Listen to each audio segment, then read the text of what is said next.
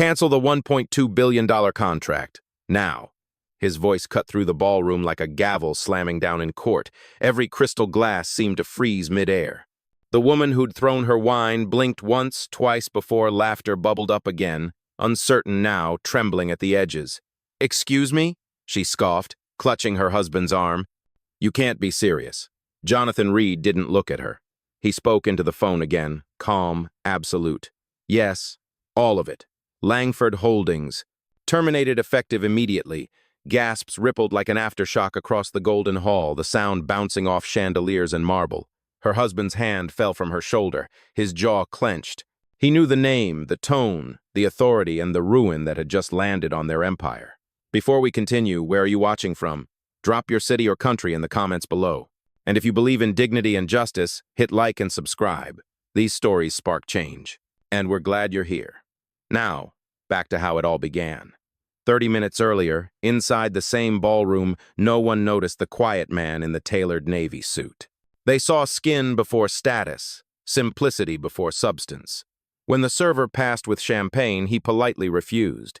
When the hostess asked for his invitation, he handed it over without hesitation. His name was printed in bold Jonathan Reed, but she didn't even glance at it. "Oh, this must be for the catering staff," she said under her breath. He smiled faintly, not offended, just observant. Moments later, the spotlight found Celeste Langford. Platinum hair coiled high, diamond earrings like small suns, a woman who'd never been told no. She raised her glass for a toast, her laughter already owning the room. When she turned and saw Jonathan standing near the edge of the dance floor, her eyes narrowed. "You're blocking the photographer," she said. "Move." He did, one step aside, polite. But then, as if the universe demanded a performance, she lifted her wine and poured it straight across his chest. The red spread fast against his suit, warm and deliberate. "Oops," she sang. "Didn't see you there." Laughter erupted, sharp, expensive, cruel. The chandeliers shimmered with approval. Jonathan didn't flinch. He looked at her the way storms look at trees before breaking them. "Are you done?" he asked. She tilted her head, lips curving. "You people never know when to leave quietly." The words landed like gunfire. A few guests looked away. Others smirked behind glasses of rosé. Jonathan took one breath. "Ma'am," he said evenly, "that comment just cost your family more than this room is worth." She blinked, confused. "What?" "You'll see," he replied and reached for his phone. What came next would silence an entire ballroom and destroy a legacy built on arrogance. 30 minutes earlier, the Beaumont estate glittered with the kind of luxury that hums quietly to itself. A charity gala for the elite, where champagne never stopped flowing and every handshake was an investment. Jonathan Reed walked in alone. No entourage, no bodyguards, just the calm confidence of a man used to silence speaking louder than status. The maitre d' greeted him with that polite stiffness reserved for someone they could not quite place. "Sir, are you with the service staff?" Jonathan smiled, subtle and unbothered. "No, I am here for the Langford presentation." The man hesitated, scanning his tablet, then waved him in. "Of course, please, right this way." That tone, the thin one between courtesy and suspicion, Jonathan had heard it before. It was the same tone that used to echo through boardrooms when he was 25, pitching ideas no one believed a young black man could possibly own. He moved through the ballroom slowly, taking it all in.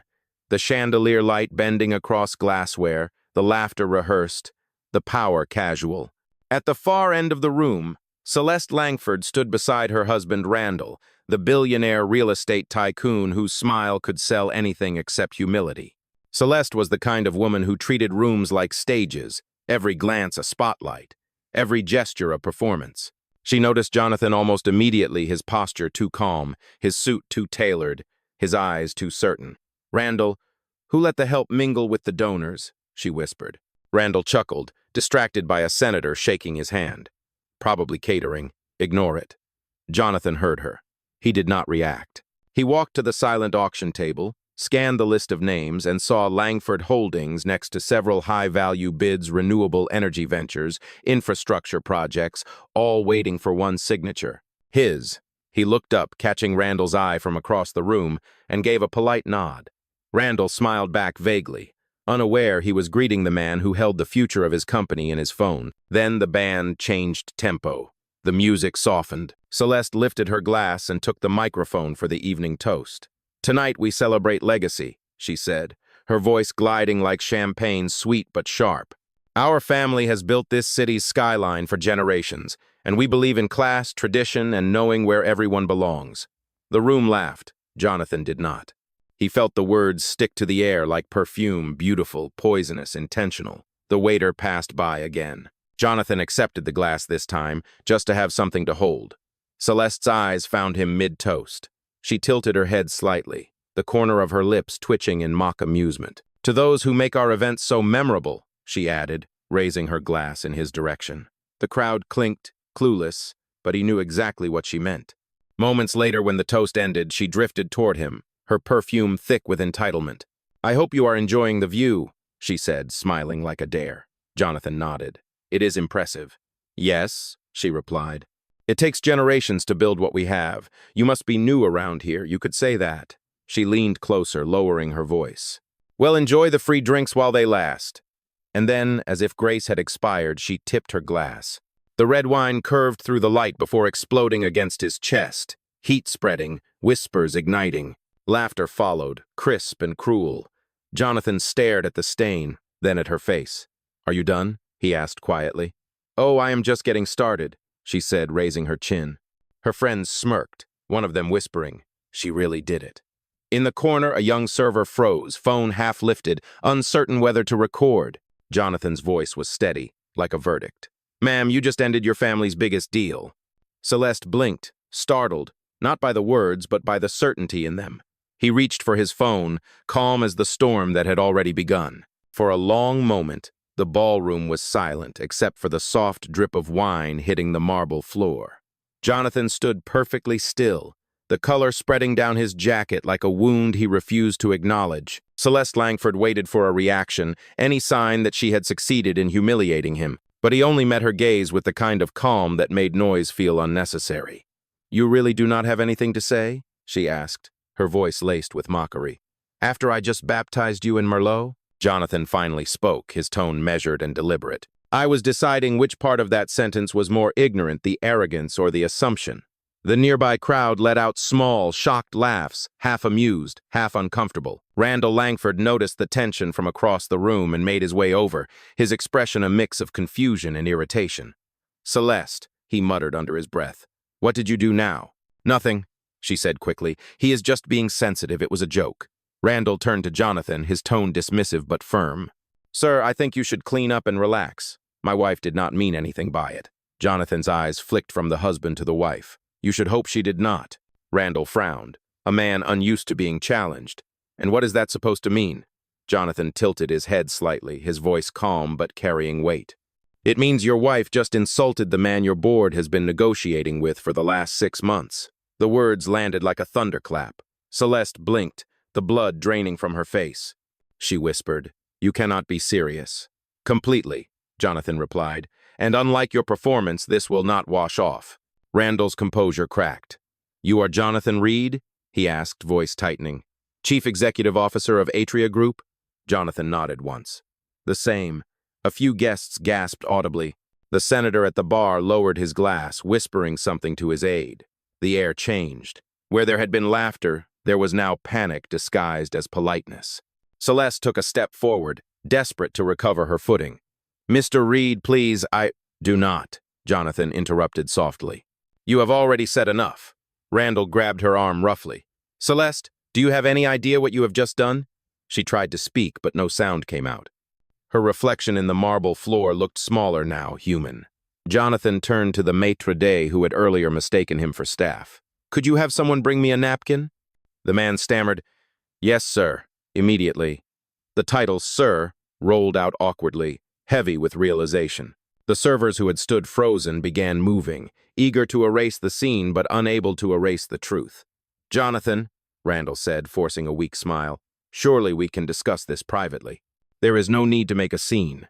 "You already made one," Jonathan said, his voice steady, each word striking like a gavel. "I am just closing it." Randall's jaw tightened. "You cannot just cancel a billion-dollar deal over one misunderstanding." Jonathan turned slightly, the light catching the red stain on his suit. "You misunderstand the value of respect." It is worth more than $1 billion.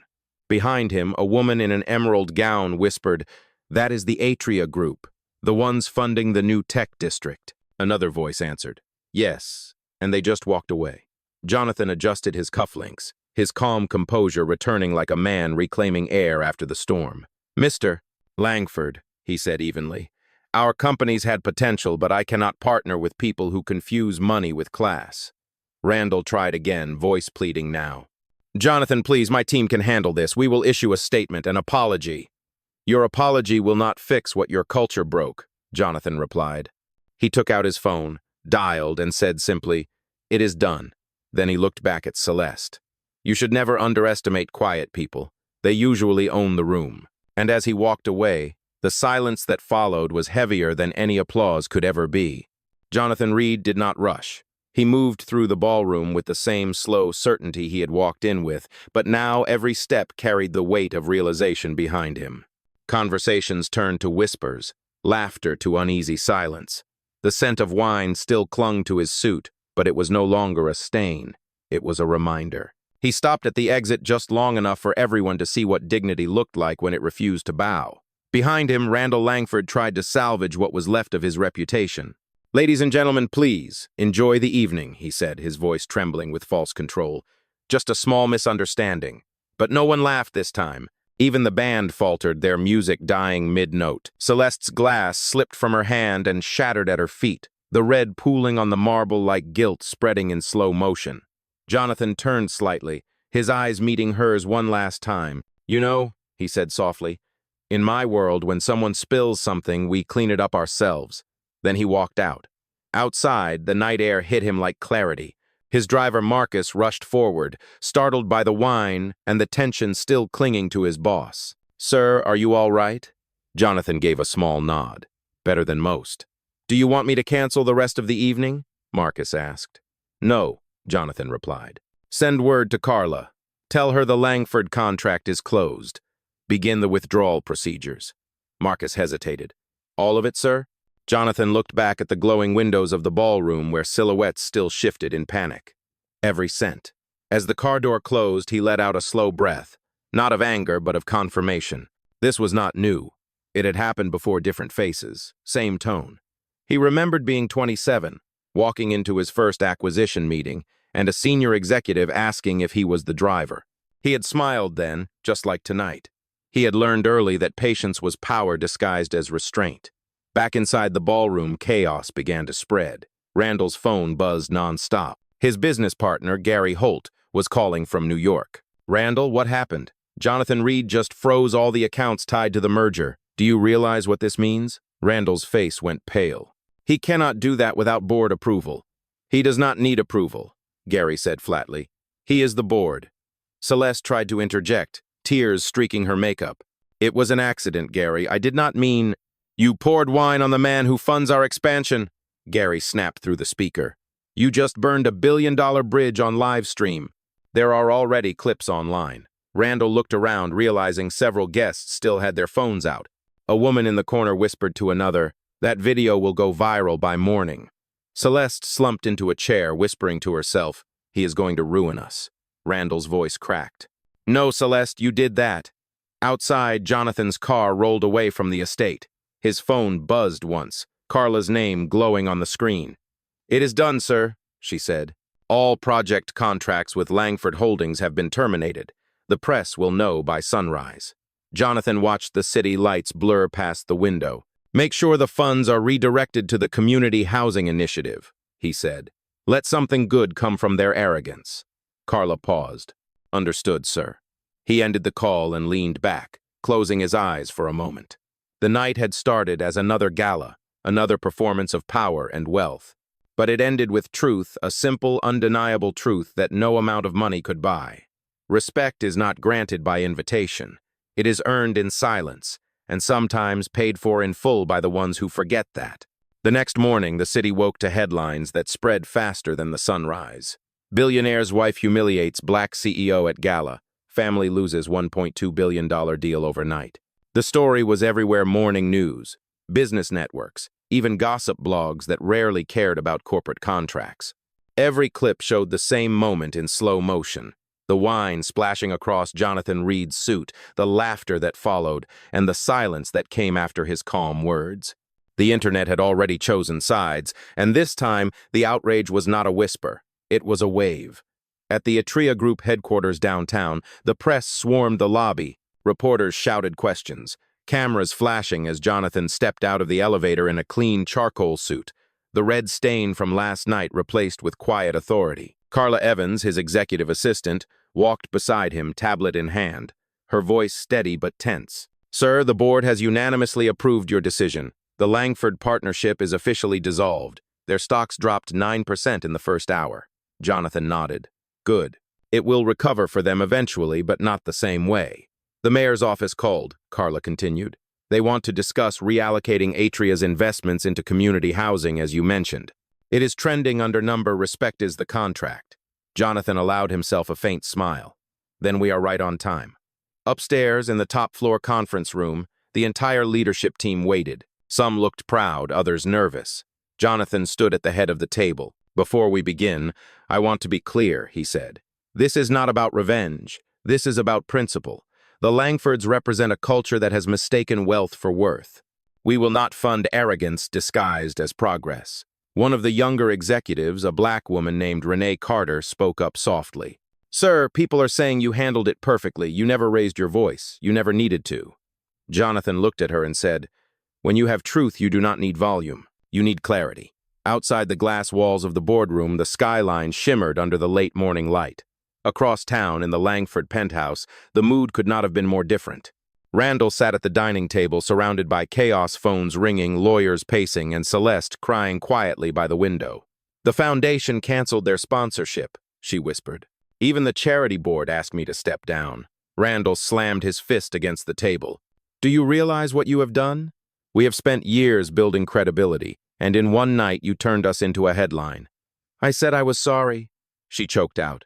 "It was just a joke." "No," Randall said coldly. "It was just ignorance." He looked at his phone as another alert popped up. Atria Group had just announced a $1 billion investment in urban redevelopment programs. The caption read, "Rebuilding what bias destroys." Randall stared at it, the truth cutting deeper than any lawsuit ever could. Meanwhile, Jonathan stood in his office overlooking the city, hands clasped behind his back. Carla entered quietly. "Sir, would you like to release a public statement?" Jonathan shook his head. "No, let the results speak. The louder they get, the quieter I will be." Carla smiled faintly. "The team is calling this your quiet revolution." Jonathan turned to the window, his reflection sharp against the glass. "Revolution does not always come with noise, Carla. Sometimes it comes with silence that demands respect." Down below, traffic moved like veins through the heart of the city.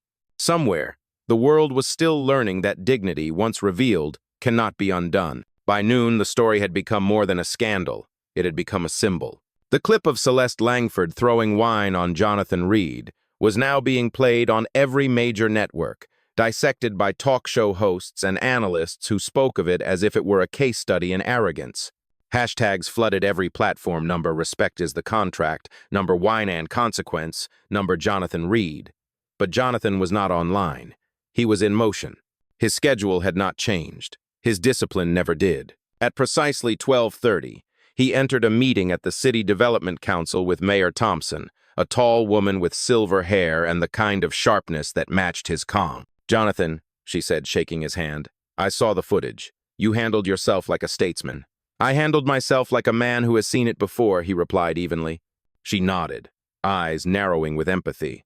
"That is what makes it powerful. The city would be proud to partner with Atria on this new housing initiative." "We are not just building homes," Jonathan said. "We are rebuilding access. The kind of access that arrogance denies." The mayor smiled. "Then let us make that our mission statement." As they began signing the first documents, cameras from local media waited outside the council chambers. Reporters shouted questions about the Langford fallout, but Jonathan kept walking. Carla followed close behind, her expression unreadable but her pride unmistakable. "Sir," she said quietly, "you are trending globally. Even international outlets are calling you the most composed CEO in America." Jonathan exhaled softly. "That says more about the noise around us than about me. But if people see dignity as power, then maybe we are moving in the right direction." Across town, in a penthouse now stripped of its confidence, Randall and Celeste faced their board in an emergency meeting. The shareholders' faces appeared on a wall of screens, each one angrier than the last. "You humiliated the company," one investor shouted. "You turned a personal insult into corporate suicide." Randall tried to reason. "We can recover. We will issue a public apology, a diversity initiative, anything." Another voice cut him off. "It is too late. Atria pulled not just the contract, but every partnership tied to your name. Banks are freezing extensions. You have made us radioactive." Celeste sat in silence, her hands trembling in her lap. "I did not mean to—" "Intentions do not change outcomes," the investor replied coldly.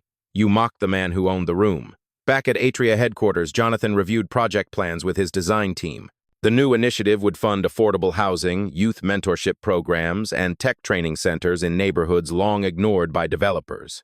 "We are not just changing skylines," he told them. "We are changing sightlines. People need to see themselves in the progress they build." One designer asked softly, "Sir, do you ever regret how public this became?" Jonathan paused, considering the question. "I regret that it still needs to happen for people to notice. But no, I do not regret responding with truth. Truth is its own echo." As the team nodded, Carla approached again. "Mr. Reed, NBC just requested a live interview." "Decline," he said. "They want my words. I prefer my actions." She hesitated, then smiled. "Understood." Outside the glass walls, the city moved like a living pulse, unaware that a quiet revolution was shaping its rhythm. Jonathan looked out across it all, his voice low but steady. "Let them keep watching," he said. "The lesson is not over yet." By the end of the week, the fallout had reached a level even Jonathan Reed had not anticipated. Every news outlet carried the story, not as gossip but as a mirror to something deeper: how bias hides in plain sight until dignity exposes it. The footage of the gala had become more than a viral clip. It had become a conversation.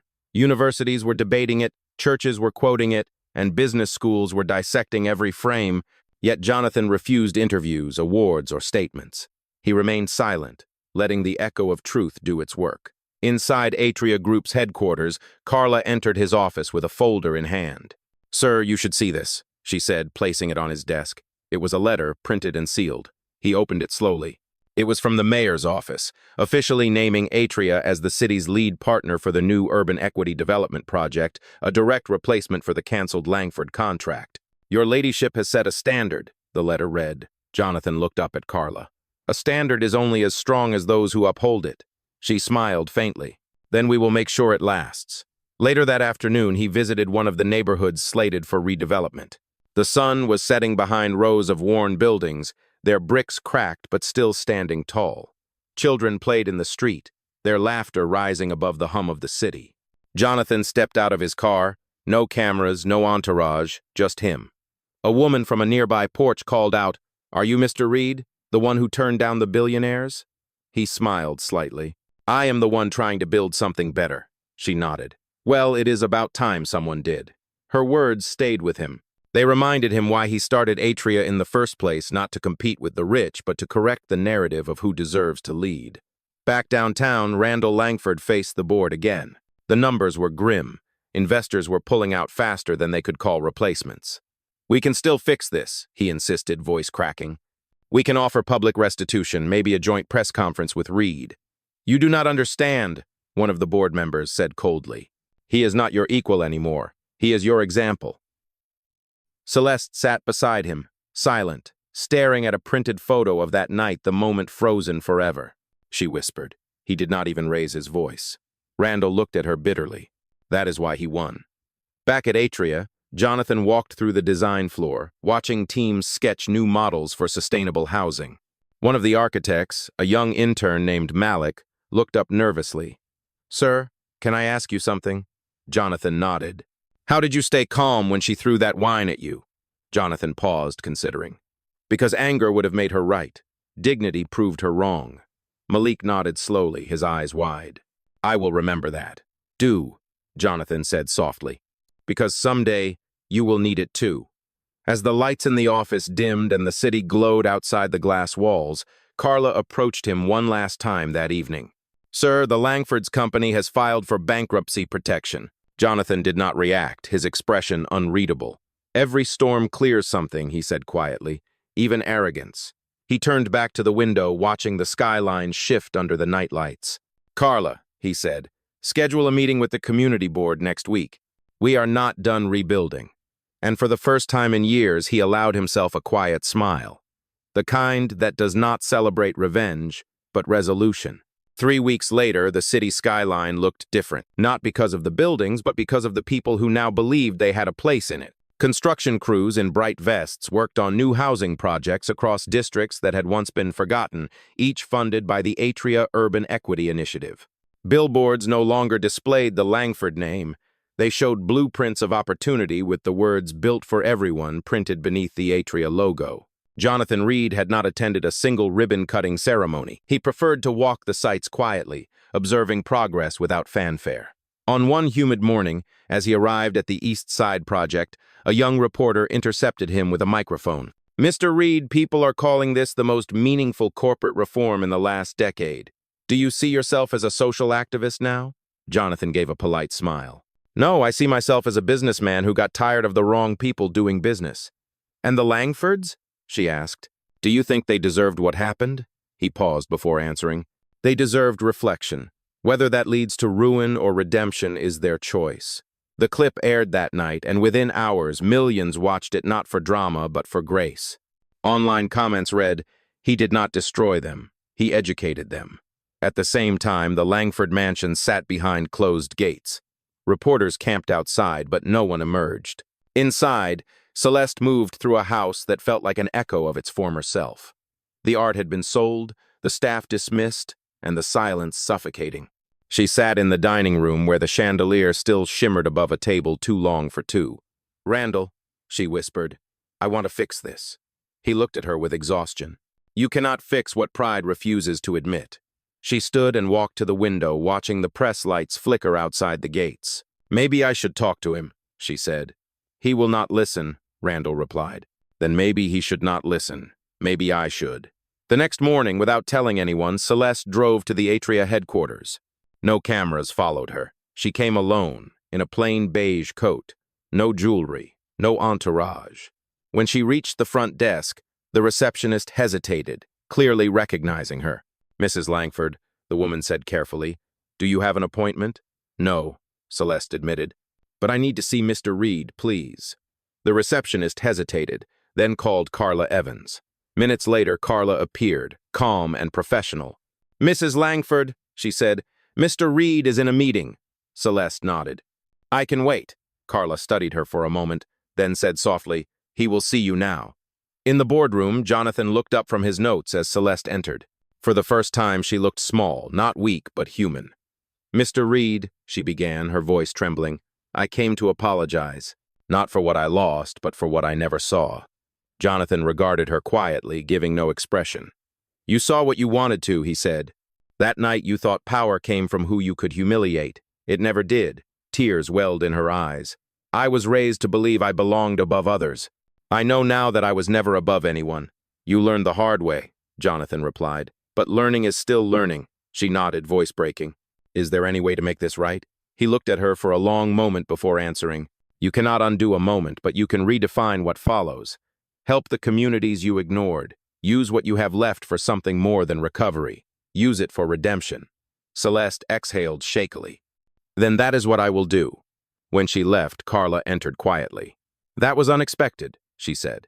Jonathan stared out the window. "No," he replied. "It was necessary." Quote, when Celeste Langford left the Atria headquarters that afternoon, the cameras were waiting, but for once, she did not hide. She stood before the reporters, her posture humble but steady. "I came here today to apologize," she said, her voice carrying the weight of 1,000 headlines. "Not to repair a contract, but to acknowledge a truth. I was wrong. I disrespected a man who represented everything I claimed to stand for: discipline, leadership, and dignity. And I am prepared to rebuild, not for myself, but for the communities I once ignored." The microphones surrounded her like a wall, but she did not flinch. That evening, the clip aired on national television, and people who had once mocked her now saw something they rarely did in the elite: a public confession without spin.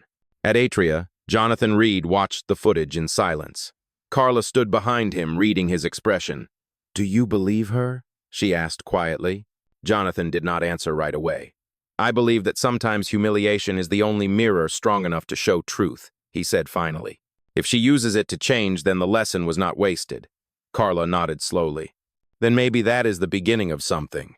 Across the city, the mayor's office called to confirm the next community project, a partnership between Atria and a new foundation led by Celeste Langford herself. Jonathan approved it without hesitation. "Call it the renewal grant," he said. "No names, no credits, just results." A week later, he attended the groundbreaking of the first housing development under the initiative. Cameras flashed as children cut the ribbon, their laughter replacing speeches. A woman nearby whispered to her friend, "That is him, the man who stayed calm." Jonathan heard it, smiled faintly, and shook his head.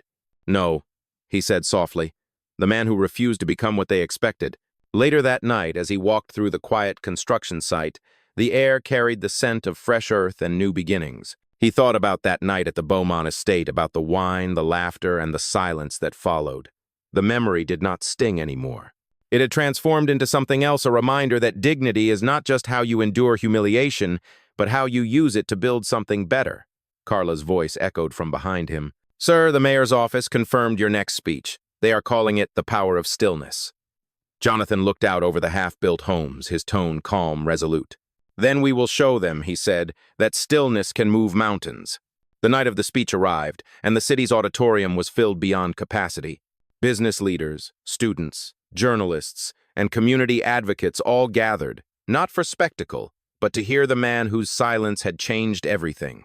The banner above the stage read, "The Power of Stillness, a conversation on leadership and equity." Jonathan Reed stood behind the curtain, hands folded, eyes closed for a brief moment of reflection. Carla adjusted his microphone and whispered, "They are waiting for you." He opened his eyes, calm as ever. "Let them wait. Stillness has its own timing." When he stepped onto the stage, the applause was thunderous, yet he raised one hand gently, and the room fell silent within seconds. He began slowly, every word deliberate. "Power," he said, "is not volume, it is not posture, it is not money. Power is composure under insult. It is clarity in the face of arrogance." The room was still. "A few months ago," he continued, "a glass of wine was poured on me by someone who did not see me, only what she assumed I was. But what she failed to understand is that dignity cannot be stained. It can only be revealed." There was a murmur of agreement in the crowd, quiet but charged. Jonathan paced slightly, not as a performer but as a teacher. "We are living in a world where people mistake loudness for leadership and cruelty for confidence. But strength is not in the noise you make. It is in the silence that holds steady when provoked." Cameras clicked, capturing his every movement, but his voice remained measured, unwavering. "Do not fight hate with anger," he said. "Outlast it with excellence. Outshine it with integrity. And when they try to humiliate you, remember this. Your reaction defines you more than their action ever could." The crowd erupted in applause, not because he demanded it, but because he had earned it. Carla watched from backstage, her eyes wet with pride. The mayor leaned toward her and whispered, "He is not just a CEO. He is a movement." When the applause finally subsided, Jonathan looked out over the audience and said, "Stillness is not the absence of power. It is the mastery of it." As he stepped down from the stage, a young student approached, trembling slightly. "Mr. Reed, I want to be like you someday," she said. He smiled warmly. "Then start by being yourself, composed, not controlled." Outside, the city lights gleamed across the skyline, reflecting a new kind of brilliance, one that came not from wealth or noise, but from quiet authority. The kind that could not be bought, only lived. The morning after the speech, newspapers across the country carried the same headline, "Jonathan Reed redefines power." The photo on the front page captured him mid-sentence, one hand raised slightly, his expression calm but resolute. Commentators called it one of the most important speeches of the decade, comparing it to moments of social awakening more than corporate reform. At Atria headquarters, the entire team gathered in the main conference room to watch the replay on a large screen. Carla stood beside Jonathan, arms folded, pride written in every line of her face. "You changed something last night," she said quietly. "People are not just quoting your words, they are questioning their own." Jonathan watched the footage, his own voice echoing through the room. "Then it was worth saying," he replied. The camera cut to the crowd, showing faces that had once been skeptical now nodding in belief. The power of stillness had become more than a talk. It had become a manifesto. Later that afternoon, a message arrived from an unlikely source. Celeste Langford had sent a video recording. Jonathan played it privately in his office. Her face appeared on screen, no makeup, no glamour, only honesty. "Mr. Reed," she began, "your words last night reached me. I have spent weeks thinking about what you said, the difference between silence and stillness, between shame and growth. I wanted you to know that the renewal grant is now funding 3 new community centers, and every one of them bears no name, no plaque, just purpose. You were right. Redemption is not about being seen. It is about serving." The message ended there. Jonathan sat quietly for a moment, then forwarded it to Carla. "Archive this," he said, "not for press, just for record. Proof that change is possible." Outside his office, the city skyline shimmered against the afternoon sun, a reflection of everything that had been rebuilt since that night at the Beaumont estate. Down below, construction crews continued their work, cranes swinging like pendulums marking time. For Jonathan, it was not about closure, it was about continuation. As he walked through the lobby, employees nodded respectfully, not out of obligation but admiration. He stopped briefly to look at a framed quote recently placed near the entrance. It read, "Dignity is not a reaction, it is a decision." Carla joined him there and asked, "You approve?" He smiled faintly. "Completely. It took one careless act to remind the world what respect looks like when it stands its ground. The world had finally learned to listen to silence, and in that silence they found strength. Months later, the city had changed in ways no headline could fully capture. Streets that once carried the weight of neglect now carried the sound of children's laughter. The Atria urban equity projects had completed their first phase. Families were moving into new homes built with transparency and purpose. Jonathan Reed stood quietly at one of the sites, watching as a little boy rode his bike across a freshly paved sidewalk. The boy's mother waved, unaware she was greeting the man responsible for it all. Carla approached, her heels soft against the gravel. "The board wants you to attend the awards gala tonight," she said. "They are naming you Humanitarian of the Year." Jonathan smiled faintly. "A gala again. Funny how everything begins and ends in a ballroom." "Will you go?" she asked. "No," he said simply. "Awards are echoes. I am more interested in voices that have not been heard yet." Carla nodded. "Then what should I tell them?" He turned to face her. "Tell them the work speaks louder than I ever could." That evening, as glittering lights filled another luxury hall across the city, Jonathan visited one of the new community centers. Inside, volunteers were setting up bookshelves and computers. A group of teenagers recognized him immediately. "Mr. Reed, you came here?" one of them said, surprised. "You built this." Jonathan shook his head. "We built this. Together." The room grew quiet for a moment. Then one of the young volunteers said, "You are not like the other rich people we see on TV." Jonathan smiled gently. "Maybe that is because wealth is not what makes you rich. Integrity does." As the night deepened, he stepped outside, the city lights flickering around him. In the distance, the skyline shimmered a mix of glass, steel, and second chances. He thought about the night of the gala when red wine had turned into revelation. It had begun with humiliation, but it ended with healing. The silence that once surrounded him had become a movement, not shouted but lived. Carla called softly from behind. "Sir, the mayor just confirmed it. They want to name the new housing district after Atria."